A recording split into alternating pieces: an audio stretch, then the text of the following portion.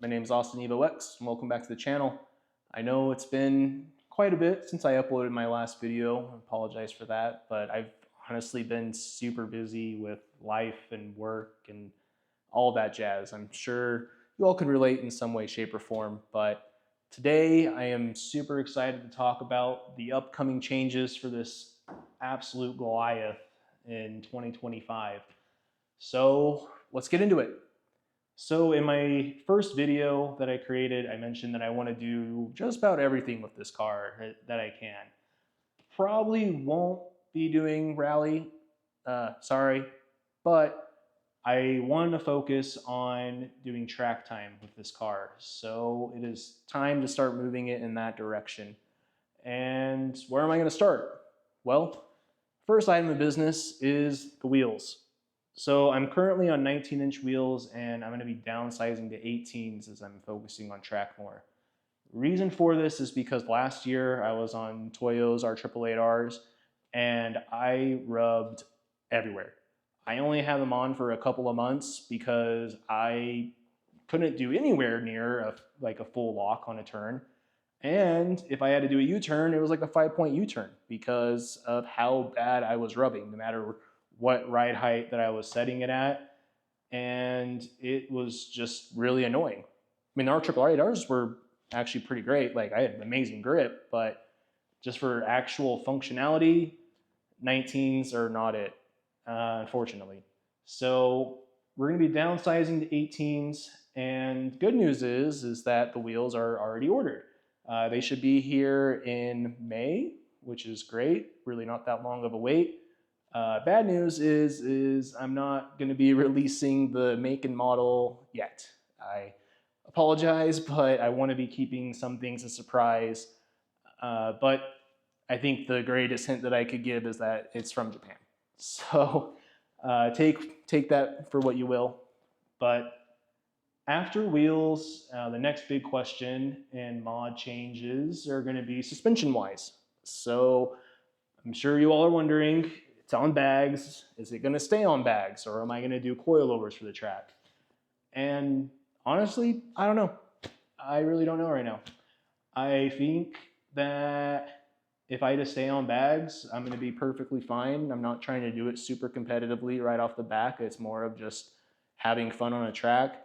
However, if I'm on the track and it feels like I'm going to die because they're just not performing well, and if I'm not confident going into corners, then yeah, I'm probably going to take the bags off and sell them and get coilovers. But I'm at least going to try first because I like the convenience of bags, but we'll see what happens. So following the bag coilover question, there's a couple of other suspension mods that I'll be doing. So I'm going to be doing a rear sway bar and rear end links, and then the roll center correction kit. It's really not too much because the Evo 10 has a pretty stiff chassis already, but the rear sway bars and end links will kind of help tighten the rear up, and then the roll center correction kit will actually fix the geometry on the Evo 10 and set it back to what Mitsubishi actually aligned it for, which is a really great thing. It's probably a mod that I should have done a very long time ago, to be honest, but it's okay. Now that we're focusing on driving it more, now's the great time for it. So following suspension mods, I think that's going to be it. My list is kind of changing daily as I'm finding stuff and looking at things, but I'll keep you all updated once we actually get parts in. So after suspension, we're going to be moving into the interior of the car. I've got a few items I'm going to be replacing in here. So I'm going to be swapping out the NRG harnesses that I currently have because they're set to expire in early 2025. So definitely want to get those swapped out for an up-to-date certification. That way I'm all legal and good to race. For the steering wheel, quick release, and hub, those are currently made by NRG, but I'm going to be swapping those out as well. So the quick release and the hub, I'm going to be swapping to Works Bell Japan and using their system. They make a super high quality quick release and hub that I'm super stoked to get. And for the steering wheel, I'm going to be swapping that out for a Keys Racing Japan steering wheel. I've honestly been having this little fond moment of ordering more items from Japan to complement the Varis kit and the wheels that I'll be getting as well. So there's a few other items that I've looked at that I just haven't made up my mind, so I'm not going to list them yet. But continuing on items that I have made a decision on, I'm going to be installing the CAE short shifter for the Evo 10. So it's a really tall short shifter that's going to be sticking up out of my center console. And since it's so tall, it's going to provide really short and precise shifting, which has been an item on my list for a really long time that I keep putting off. But it's finally time to get that bad boy in there and get some better shifting going. Following that, if we move to the rear of the car, some of you may have noticed that I have a rear seat delete back there, which is made by Beat Rush, which covers the top part of the rear seat, but it doesn't cover the bottom part. And I've been looking and searching for a company that makes that bottom piece, but no one does currently. And I reached out to an individual from a different state who made a rear seat delete recently for an Evo 10, and unfortunately he's not replying to me anymore. So if anyone has a fabricator that would be willing to work with me, whether it's in Utah, which I think would be preferred, or out of state if they have an Evo 10 on their hands, I would absolutely love to work with them and get like just the rear bottom portion done of the seat delete. So please let me know. Following that, I'm going to keep the 4-point cage. That should be completely fine. I'll have harnesses and everything. I would only need to go up to a 6-point if I was doing like door-to-door racing, which I'm a long way from that. But I think I'll probably take out more stuff from the interior and around the car to help reduce weight. Not exactly sure what that'll look like yet, but if I can get my hands on it, I feel like I don't need it, it'll probably go. But I want to keep the front kind of the same. I want to keep the radio and AC for now. I still want to drive it to car shows and stuff, so I don't want to completely gut it. It's not at that point yet.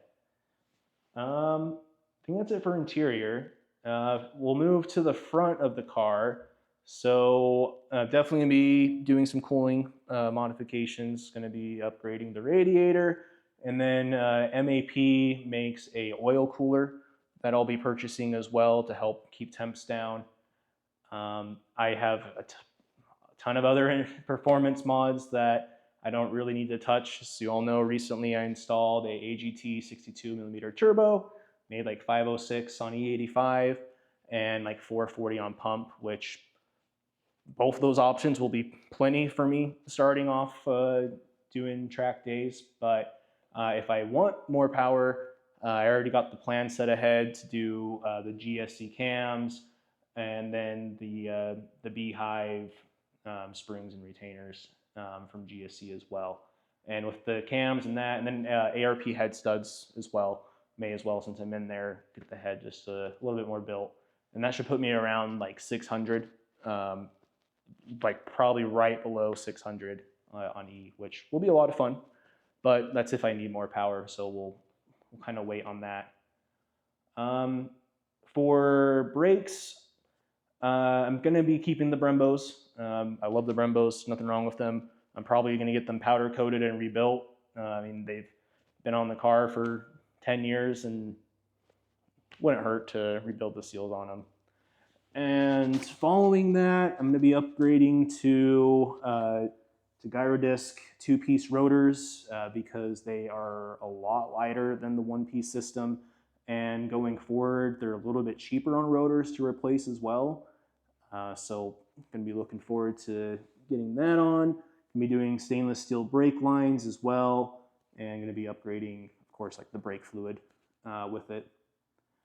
As far as the exterior goes, I mean, it's got the Varis pieces all over the place, so I don't think much will be changing on the outside. Hopefully I'll have some more stickers to go on the side here of brands that I'll be working with in this upcoming season. I mean, JDC has been absolutely amazing with all their titanium pieces so far. Plus Soap has been great with detailing, and really going to be looking forward to seeing who else I can work with this upcoming season. But, you know, one thing about the exterior, I'm probably going to change the headlights. I am getting a little old of the Audi style. It's not bad. They look great. They really do look good, and they function well. I don't have problems with them. I'm just kind of looking for a change. And it's kind of hard though, because most of the headlights right now are Audi style, and I don't really know what I would do. So I'm going to keep my eyes open, because that may be something that I'm changing. But yeah, I think that pretty much covers it. I mean, I'll be honest, this list is kind of changing every day, so it could be less, it could be more, but I'm pretty confident with the items that I've covered today. They are for sure going to be happening. And as I start getting items in, I'll be doing unboxing videos and installation videos as well, so be on the lookout for that. Also, I know I owe you all some driving videos. Please bear with me, they are coming. I'm getting a GoPro mount for my roll cage. That way it'll be a little bit easier to take you along as I'm driving around town and in the canyons. So it's coming, and it's gonna be sweet, because this thing makes awesome spoolie boy noises now.